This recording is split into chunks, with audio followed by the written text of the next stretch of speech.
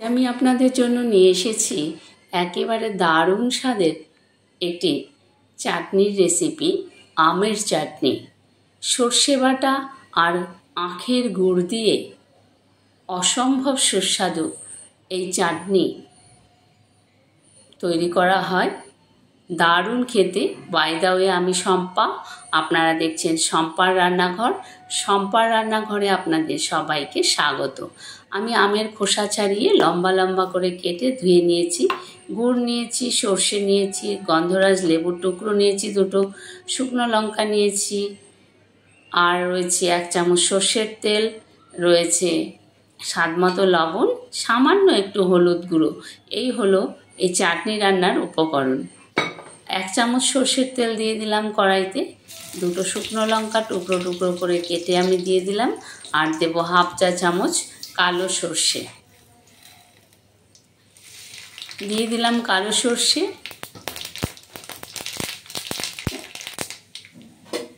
বন্ধুদের কাছে অনুরোধ, সম্পূর্ণ ভিডিওটি দেখবেন।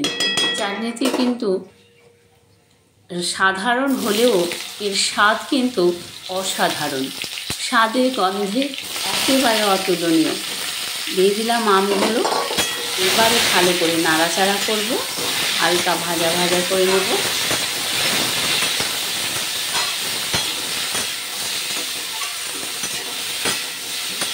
দিয়ে দেবো স্বাদ মতো লবণ।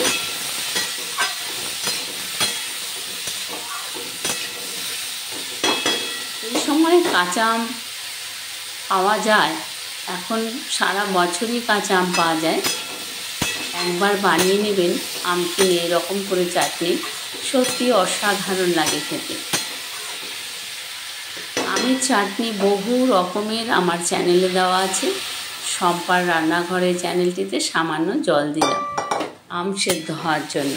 শম্পার রান্নাঘর এই চ্যানেলটিতে বহু রকমের আমের চাটনি দেওয়া আছে রেসিপি। বন্ধুদের কাছে অনুরোধ, সেই রেসিপিগুলো যদি পারেন একবার দেখে নেবেন। অনেক সুন্দর সুন্দর রেসিপি রয়েছে এখানে। আম প্রায় সেদ্ধ হয়ে গেছে, দেখুন ঢাকনা সরিয়ে নিলাম। মিনিট 5-এর মধ্যেই আম সেদ্ধ হয়ে গেছে, কারণ আম সেদ্ধ হতে খুব একটা বেশি সময় লাগে না। এই দেখুন আম একেবারে সেদ্ধ। এবারে গুড় দিয়ে দেব, একটু ভেঙে ভেঙে দিচ্ছি ম্যাশ করে। আমের চাটনি একটু ঘন ঘন হলে খেতে কিন্তু অসাধারণ লাগে। এই চাটনিটি আমি খেয়েছিলাম কাশীপুর উদ্যানবাটিতে। সেখানে আমি শ্রী শ্রী রামকৃষ্ণ পরমহংসদেবের দেখানো পথেই আমি দীক্ষিত হয়েছিলাম। সেই দিনই গুরু বাড়িতে অন্নভোজন করে আসতে হয়, সেই সময় আমি এই চাটনিটি খেয়েছিলাম। শেষ পাতে এরকম সুন্দর চাটনি পরিবেশন করা হয়েছিল। অপূর্ব এই চাটনির স্বাদ। একটু ভেঙে ভেঙে দিচ্ছি আমগুলোকে,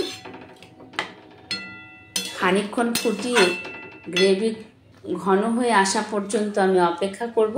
কিন্তু তার আগেই দিয়ে দেব হলুদ আর সর্ষে বাটা। 1/2 চা চামচ হলুদ গুঁড়ো দিলাম কালারের জন্য, এটা অপশানাল। গুড় যেহেতু দেওয়া হয়েছে তাই হলুদ না দিলেও চলে, কোনো অসুবিধা নেই।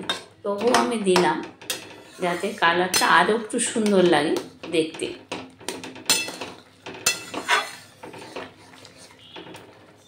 এইবারে দিয়ে দেবো আমি সর্ষে বাটা। আমি 2 চামচ সাদা সর্ষে বেটে রেখেছি, দেখুন দিয়ে দিলাম।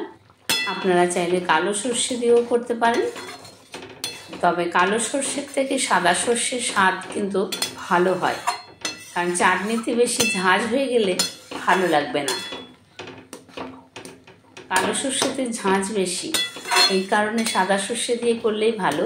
নেড়ে চেড়ে নিচ্ছি মিশিয়ে, তবে আরও 5 মিনিটের মতন কিন্তু আমি ফুটিয়ে নেব। গ্রেভি ঘন হয়ে আসা পর্যন্ত আমি অপেক্ষা করব। এই রকমভাবে চাটনি কিন্তু অসাধারণ লাগে। আপনারা বাড়িতে একবার বানিয়ে দেখুন, প্রত্যেকের ভালো লাগবে।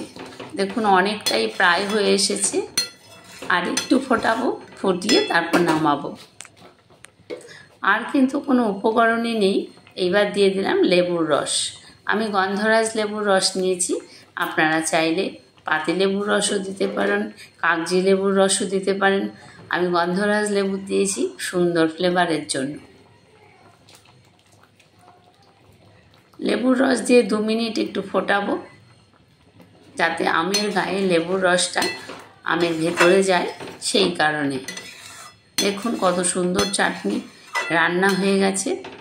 কয়েক মিনিটের মধ্যে কিন্তু এই চাটনি রান্না হয়ে গেছে। দেখুন কত সুন্দর আমের ভেতরে একদম গুড় চলে গেছে, কত সুন্দর দেখতে হয়েছে চাটনি। আপনারা বাড়িতে অবশ্যই একবার বানাবেন এভাবে সর্ষে বাটা দিয়ে চাটনি। আজ অবধিও আমি কাউকে করতে দেখিনি ইউটিউবে, এই প্রথমবার আমি কিন্তু করলাম। আমি একটি সার্ভিং বোল নিয়েছি, তার মধ্যে চাটনি পরিবেশন করে দেখাচ্ছি। দেখুন কত সুন্দর চাটনি হয়ে গেছে, যেমন কালার তেমন দেখতে, তেমন কিন্তু খেতেও। আপনারা বাড়িতে একবার অবশ্যই বানাবেন।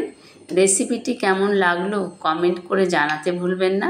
দেখুন কত সুন্দর চাটনি তৈরি হয়ে গেল কয়েক মিনিটের মধ্যে। আমের চাটনি আমরা প্রত্যেকেই ভীষণ পছন্দ করি। প্রত্যেকটি বাঙালি মানেই আমের চাটনি আমরা পছন্দ করি। চাটনি মানেই আম, আম ছাড়া চাটনি কিন্তু সত্যি আমরা খুব একটা পছন্দ করি না। দেখুন কত সুন্দর আমের চাটনি তৈরি হয়ে গেছে। রেসিপিটি যদি ভালো লাগে তাহলে একটি লাইক করবেন। দেখুন একটি লাইক আমাদের এই ভিডিওর জন্য বা চ্যানেলের জন্য অত্যন্ত গুরুত্বপূর্ণ। আপনার একটি লাইক আমরা অনেক অনেক অডিয়েন্সের কাছে পৌঁছতে পারি। দেখুন কত সুন্দর চাটনি তৈরি হয়ে গেছে। ঠান্ডা ঠান্ডা দুপুরবেলা গরমকালে ভাতের শেষ পাতে যদি আমরা এরকম একটি চাটনি পাই, অসাধারণ লাগে খেতে। খাওয়ার মজাটাই কিন্তু আলাদা হয়ে যায়। দেখুন কত সুন্দর। একটি লাইক সত্যি আমাদের জন্য অত্যন্ত গুরুত্বপূর্ণ। রেসিপিটি ভালো লাগলে একটি লাইক করবেন, আর ভিডিওটিকে সাবস্ক্রাইব করে বেল আইকনটি প্রেস করে চ্যানেলটির পাশে থাকবেন। শম্পার রান্নাঘর এই চ্যানেলে কিন্তু পারফেক্ট বাঙালি রান্নাগুলো পাওয়া যায়। ধন্যবাদ সবাইকে, ভালো থাকবেন আপনারা।